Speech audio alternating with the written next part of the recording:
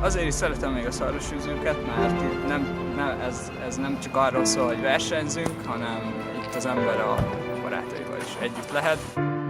Azért szeretem a szarvas, mert egy életérzés, vagy a vacsúszfilmán is egy életérzés. 5.5 kilometers in 32 minutes 39 seconds. Szarvasűzők, legnagyobb buli verseny.